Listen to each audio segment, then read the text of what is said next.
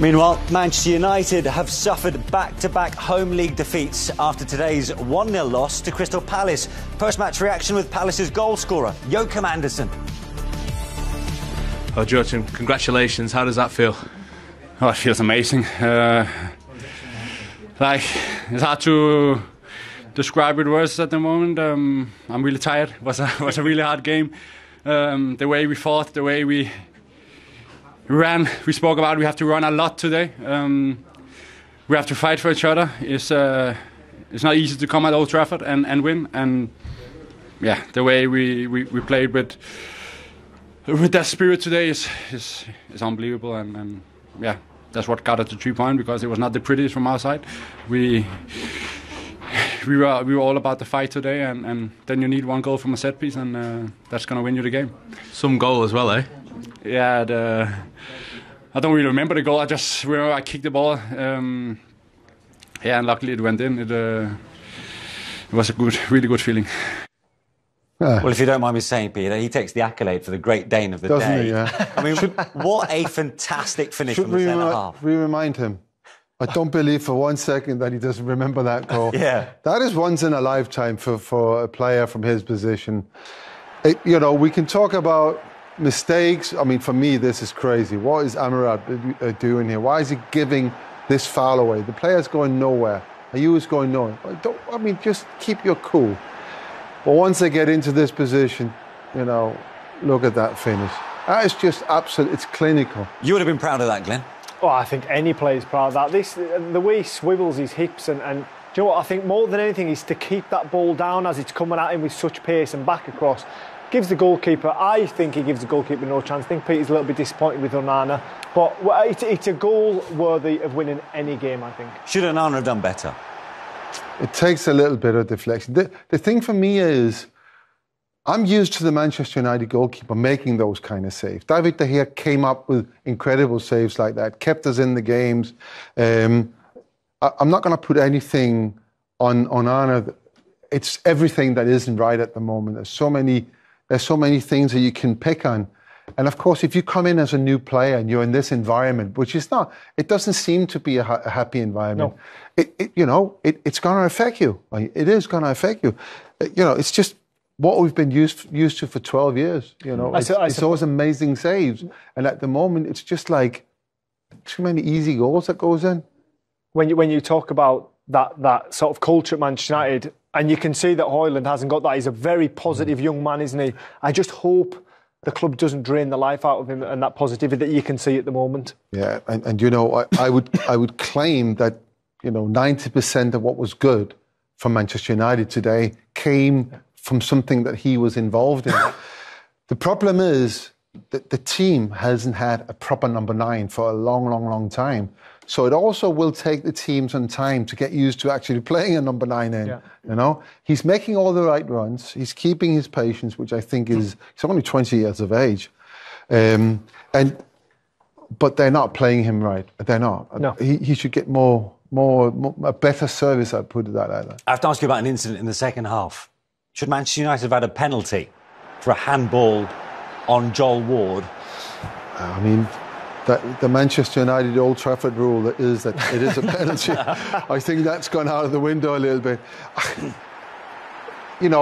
We've had a really, really bad game, and I would love to get a penalty out of that, but I don't think it is a penalty. I think it was a correct decision. It's got very little to do with football. He's got his back turned, and it's a natural movement. His arm is kind of moving with him running, and it just so happened to hit his hand. It wasn't a penalty for me. But for all their chances in the second half, Palace stood firm, right, Glenn? Yeah, they did, and this is exactly what they wanted. They get the goal first half, and all of a sudden it gives you something to hang on to at Old Trafford. And when they do breach your defence, who do you need? You need your goalkeeper. And Sam Johnson stood up on a number of occasions. This is what you want from your number 9. I know he's playing number 11, but plays in a number 9 role, Højlund, and it's a good header, but obviously Johnson's equal to it. And Manchester United knocked on the door, but they just couldn't break Crystal Palace down. I don't think they really kind of pose any threat. I mean, we see they're not great chances. These are opportunities. So Manchester United in every game historically creates a lot of opportunities. but they also create an enormous amount of chances. So these are more coincident rather than they've played themselves into good positions. Clearly, there's a problem. You played 7 games, you won 3 and you lost 4. That's not what Manchester United is about.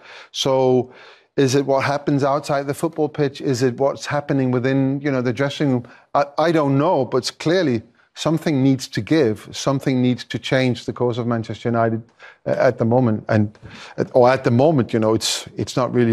not great. They got, and I know it's another tournament, but they've got a home game against Galatasaray on Tuesday. Yeah. It's a different tournament. Your mindset can just get into a different groove. Yeah. It could be one of those games that, come falling down from the heavens that can change all of that, but they still need to win that game, of course. Well, those 4 defeats in 7, it makes for their worst league start for 34 years. So what's the mood like in the United dressing room? Let's find out. Here's Mason Mount. Mason, what's your verdict on that?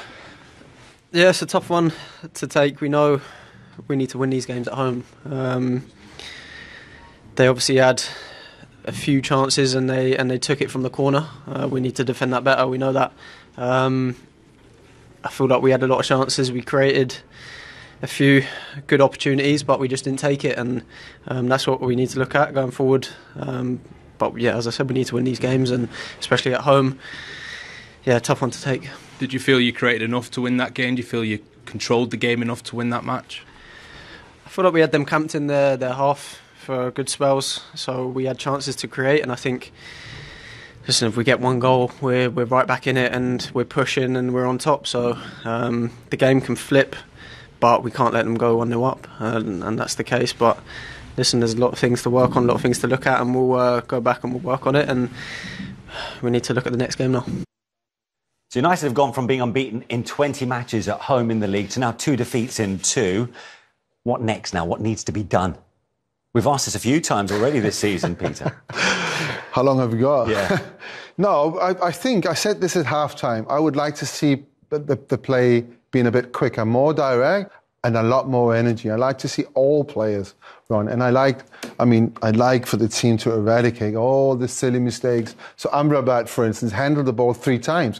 Right at the end of the game. For me, that's more of a penalty than the situation we saw before. And also, he gave away 2 or 3 times up while we were putting pressure on, gave fouls away. That kind of stops our momentum or the team's momentum. And then, of course, the foul on the goal. I mean, there's no need. So eradicate all that, concentrate more, and then be a little bit more direct. And then believe that someone like Højlund can actually put the ball in the back of the net. It doesn't matter who scores. Just give it to somebody who can score. And at the moment, it seems to be a little bit like some players wants to do it themselves. Well, it's been one of those rare days in the Premier League. We've seen defeats for both Manchester clubs.